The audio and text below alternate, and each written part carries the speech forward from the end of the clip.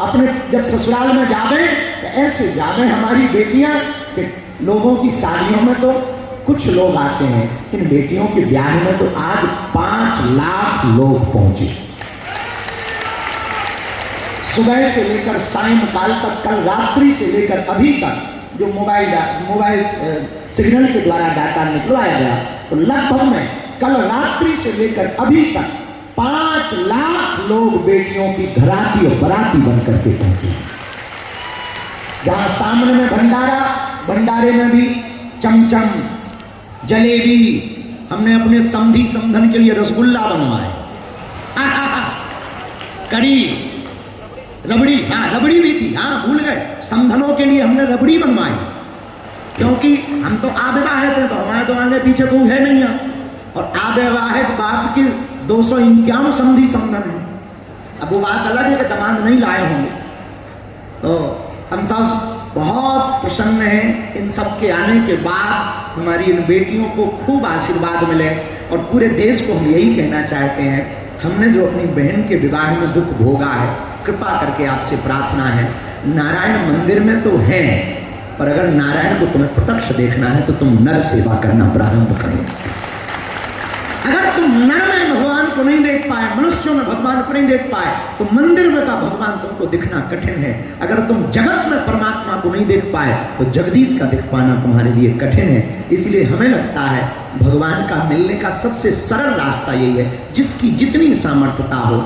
जब राम सेतु बन रहा था तो राम सेतु में सब बड़े बड़े बंदर पत्थर लेकर के जा रहे थे, पर एक गिलहरी एक मुंह में जो है अपने मुंह में छोटा सा रेत का कण भर करके ले जाती और जाकर के दोनों पत्थरों के बीच में डाला और फिर वापस आती। हनुमान जी नाराज हो गए, अरे गिलहरी तू बार बार यहाँ वहां भागती है, कहीं किसी का पैर रख जाएगा, चिपल जाएगी, मर जाएगी, भाग इधर से। गिलहरी दोनों हाथ ऐसे खड़े करके चीची चीची करती हुई खड़ी हो गई। बोले महाराज तुम सेवा कर रहे तो क्या हम नहीं कर सकते? आप भी राम जी की सेवा में लगे तो हम भी तो लगे, हमें भी तो सेवा करने दो। हनुमान जी बोले तू क्या खाक सेवा कर रही, शरीर ही नहीं है, कौन सा पत्थर उठाएगी? अरे बोले हम महाराज पत्थर नहीं उठा पाते हैं पर रेत तो उठा लेते हैं। हनुमान जी बोले तो रेत का क्या करेंगे, कहीं रेत से पुल बनता है? तो दोनों हाथ उठा के गिलहरी पता है क्या बोली?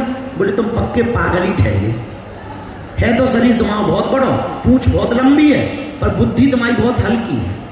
हनुमान जी बोले हमें हल्को बता रही? गिलहरी बोली बिल्कुल। बोले कैसे? गिलहरी कहती महाराज जब आप पुल बना रहे तो 2 पत्थर जोड़ रहे तो दोनों पत्थरों के बीच में एक छोटा सा स्पेस रह जाता है, छोटी जगह रह जाती। राम जी के चरण कोमल हैं, वो चलेंगे तो उनके चरणों में चोट लग जाएगी। मैं उन जगहों को भर करके प्रभु को कोई कष्ट ना पहुंचे, ये सेवा कर रहे हैं। हम भी यही चाहते हैं कि आप सब नर सेवा में नारायण को देखें। आज का ये उत्सव उन बेटियों के मध्य में 251 इन बेटियों की आज विदा भी होगी। तो अभी दिन में प्रसन्नता थी, अब जैसे जैसे शाम होती जा रही है तो मन एकदम भरता चला जा रहा है कि वो बेटियां। अभी जब हम नीचे उतरे थे तो एक बच्ची को छत्तीसगढ़ वाली मिली हमें, कहाँ गई? यहाँ बैठी होगी, छत्तीसगढ़ से आई हो बच्ची, तो वो प्रणाम करने आएंगे, हमारे यहाँ प्रणाम नहीं करते हैं। तो कहती है पिताजी हमारे पिताजी तो नहीं है, आज हमने तुमको ही पिताजी मान करके अपने जीवन को प्रारंभ किया। वो भाव एकदम अंदर से झुंझला देता। 251 बेटियों में एक वो भी बेटी है, माता पिता दोनों कोरोना में मर गए, दोनों बहनें बची हैं। बड़ी बहन मंद बुद्धि की है, छोटी बहन थोड़ा सा समझदार है, मजदूरी करके बड़ी बहन का पेट पाला और उसे पता लगा कि बागेश्वर धाम से शादियां होनी है, तो उसने खुद आके अपनी बड़ी बहन की शादी तय की, खुद की शादी तय की और फार्म जमा किया। हमें जब पता लगा तो हमारी टीम गई, जब घर पे टीम गई तो जब टीम ने आके बताया तो हमारा तो दिल पसीज गया। उस दिन पे हमने और पहले हमने आटा चक्की लेने का नहीं सोचा था, और कुछ कुछ जब यहाँ से मदद हो गई लोगों से तब हमने सोचा कि हम इनको आटा चक्की भी देंगे। और उस बेटी का जब हमने घर के बारे में पूछा तो पता लगा जब हमारी टीम गई तो उनके पास चाय पिलाने को कप नहीं थे उस बच्ची के पास, वो पड़ोस से उधार मंगा के लाई तो उसने चाय पिलाई। और जब वो कार्ड देने आई तो एकदम ऐसा कार्ड लेकर के आई मानो हमने पूछा ये कितने कार्ड छपवाए? बोले गुरुजी 5 VIP कार्ड छपवाए। वो पोस्ट ऑफिस वाले कागज पे छपवा के ले आई और 5 उसको VIP बता रही थी। हम कहा कितने का पड़ा? वो बड़ी चिल्ला करके बोली गुरुजी 1.25 रुपया का पड़ा।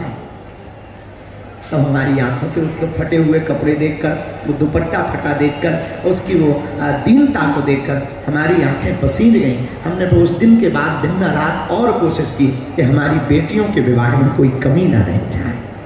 हमारी बेटियों, जितने भी यहाँ बेटी खड़ी हैं, हमारी बेटियों, और आज तुम दाम्पत्यमय जीवन में जा रही हो, आज से तुम्हारा घर बागेश्वर धाम है। इसे तुम अपने पिता का घर मानना और बड़े प्रसन्नता पूर्वक रहना और मुस्कुराते हुए रहना, और तुम खूब अच्छे से जीवन जीना। हमारे तन में जब तक प्राण है, हम तब तक तुम्हारे साथ हैं। और आगे जब फिर भगवान कृपा करेंगे, फिर हम और हाँ, अगले साल में बेटियों तुम फिर आना, तुम्हारी दूसरी बहनों का ब्याह होगा, तो उसमें तुम सम्मिलित होने जरूर आना और खूब अच्छे से सब लोग रहना। बस यही भाव के साथ में मंचासीन सभी अतिथि